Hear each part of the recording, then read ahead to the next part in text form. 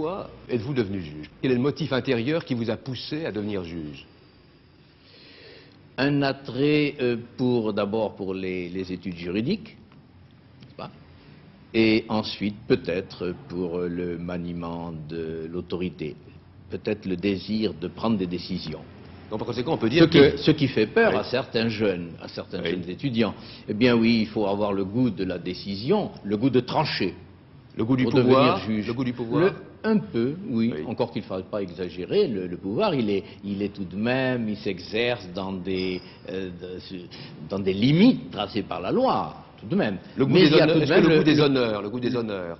Oh, des honneurs, non, ça n'est pas. Disposer d'un pouvoir sur les autres. Il y a ça. Et surtout, l'esprit, le désir de prendre des décisions. Car le juge, c'est un homme qui tranche. À longueur d'audience, il tranche. Qu'il soit dans une chambre civile, dans une chambre correctionnelle, il tranche.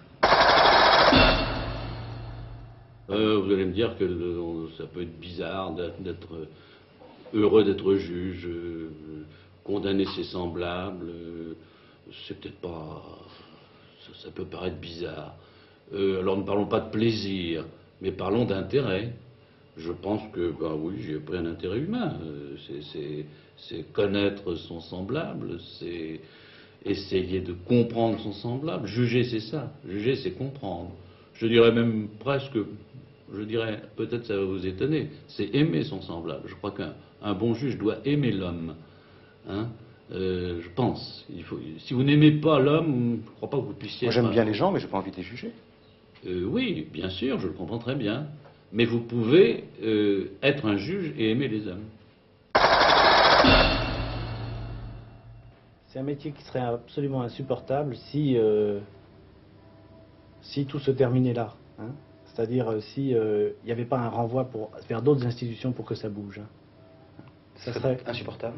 Ah, ça serait... je veux dire, ça me paraîtrait odieux que toute cette souffrance des gens, ça se termine là, par un soi-disant discours éducatif, alors que... Ou répressif.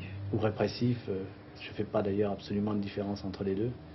Et si de là ressortait pas vers l'autre monde, le monde des gens bien, quelque chose qui leur dise il faut que ça bouge. Hein.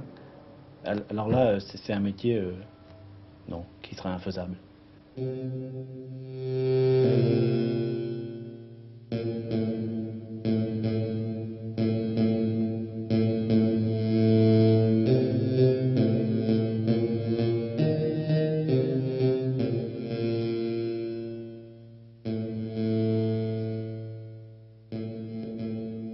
Qui sont vos juges?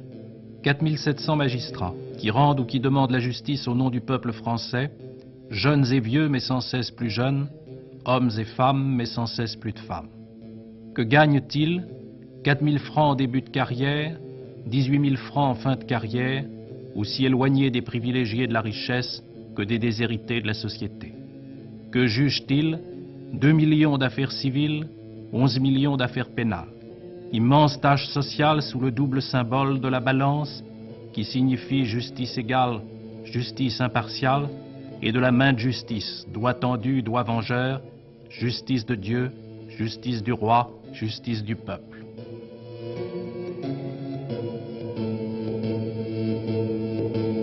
Ce qui faisait le pouvoir d'un juge, c'était d'être le représentant du roi. Le juge se prétendait appartenir à la cour même du roi, d'où l'expression la cour, n'est-ce pas? Il était la volonté du roi, tout comme le roi était la source de toute justice. Bon,